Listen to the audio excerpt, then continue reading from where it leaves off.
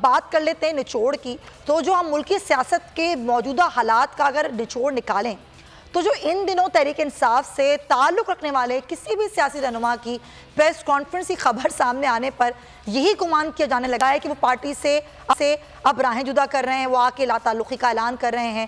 اور ایسا صرف پی ٹی آئی کے صرف وہ رہنما نہیں کر رہے جو ماضی میں دوسری سیاسی جماعتوں سے وابستہ رہے، بلکہ تحریک انصاف کے کٹر حامی سمجھے جانے والے رہنما بھی سیاست میں دوبارہ قدم نہ رکھنے کا اعلان کر رہے ہیں. فی الحال پی ٹی آئی کے رہنماؤں، اراکین پارلیمنٹ اور کارکنان کی وفاداریاں تبدیل کرنے پر جہاں مسلم لیگ نون کے حلقوں میں شادیانے بج رہے ہیں، تو ایسا کوئی پہلی بار تو نہیں ہو رہا. قیام پاکستان سے لے کر اگر ہم آج تک دیکھیں تو خود جو ملک بنانے والی سیاسی جماعت مسلم لیگ کو بھی تقسیم کا سامنا کرنا پڑا. وہیں اگر ہم ماضی کو دیکھیں تو 1997 میں جو ہونے والے عام انتخابات کے بعد پاکستان مسلم لیگ نون میں بھی شدید اختلافات پیدا ہوئے جو جماعت کے اندر ایک اور پارٹی بنانے کی وجہ بنے. پاکستان مسلم لیگ قاف یا پھر قاف لیگ کا قیام 2001 میں اس وقت عمل میں آیا جب مسلم لیگ میں بہت سے دھڑے تھے، جن میں سے قاف لیگ کو سب سے کم عوامی حمایت حاصل تھی. یہی قاف لیگ تھی ناظرین جو کہ 2002 کے عام انتخابات کے بعد مشرف حکومت کا اہم ترین حصہ بنے. مگر اس کے باوجود آج تک مسلم لیگ نون قائد کی عوامی حمایت پر سبقت نہیں لے سکی.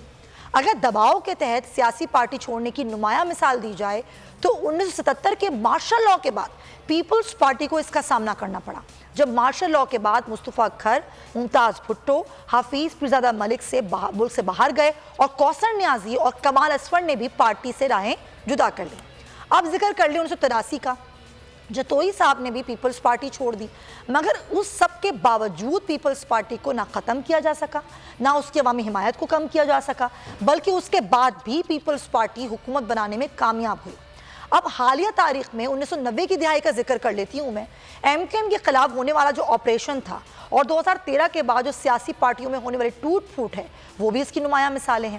اب اس وقت جو صورتحال پی ٹی آئی کو درپیش ہے، اس کا حالیہ تاریخ میں ایم کیو ایم کے ساتھ موازنہ کیا جا سکتا ہے. جب 22 اگست 2016 کو الطاف حسین نے ریاست کو چیلنج کیا اور اس کے بعد وہی لوگ جو صبح تک ان کے ساتھ تھے شام کے بعد اپنی پارٹی کے قائد سے لا تعلقی کا اظہار کرنے لگے. گزشتہ سالوں میں ایم کیو ایم کے کئی دھڑے سامنے آئے، مگر اب بھی بانی ایم کیو ایم کے بغیر ایم کیو ایم کا کوئی دھڑا بھی ویسی عوامی حمایت حاصل نہیں کر سکا جیسی بانی ایم کیو ایم کی سرپرستی میں حاصل تھی. تو 9 مئی کے واقعات سے جو عمران خان کے لا تعلقی کا اظہار کر رہے ہیں لوگ، مگر اس کے باوجود اب تک جو درجنوں رہنما ہیں تقریباً اس سے بھی زیادہ وہ اب جماعت سے الگ ہو چکے ہیں، اور وہ اس بات کا بھی اظہار کر رہے ہیں کہ ان پر کوئی دباؤ بھی نہیں ہے. 21 مئی کو ملتان میں جو P T I youth wing کے رہنما تھے راؤ یاسر صاحب، انہوں نے اپنے 50 ساتھیوں کے ہمراہ نہ صرف پارٹی سے راہیں جدا کریں بلکہ پی ٹی آئی کے حقیقی قیام کا بھی اعلان کیا کہ پی ٹی آئی حقیقی بنانے جا رہا ہوں. اب جہانگیر ترین بھی ایکٹیو ہیں اور وہ علیم خان سے ساتھ مل کر ایک اور نئی سیاسی پارٹی بنانے کا اندیا دے چکے ہیں. اب اس ساری صورتحال میں سوال یہ ہے کہ اس دھڑے بندی سے کیا عمران خان کی سیاست کو کوئی نقصان پہنچے گا؟ کیا وہ جماعت جو عمران خان نے بنائی تھی، کیا اس سے عمران خان کے ووٹ بینک کو کمزور کیا جا سکے گا؟ کیا یہ دھڑے بندیوں سے عمران خان کی عوامی حمایت کم ہو جائے گی؟ اسی پر اگر آپ کو یہ ویڈیو پسند آئی ہے تو سبسکرائب کریں اور بیل آئیکن پر کلک کریں.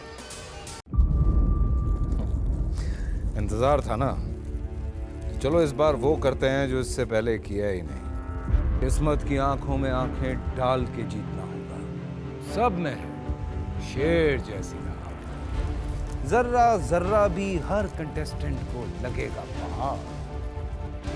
لڑکھڑانا نہیں ہے، کھول دو اپنے پنکھ اگر آسمان چھونا ہے. ابے لگ رہا ہے یہ سب پہلے بھی کہیں سنا ہے. انٹرٹینمنٹ کی گارنٹی جناب، کیونکہ یہاں کھیلو گے کودو گے تو بنو گے نواب. خوش رہو پاکستان. خوش رہو پاکستان بدھ اور جمعرات شام 7 بجے صرف بول انٹرٹینمنٹ پر. سبسکرائب کریں اور بیل دبائیں تاکہ کوئی خبر رہ نہ جائے.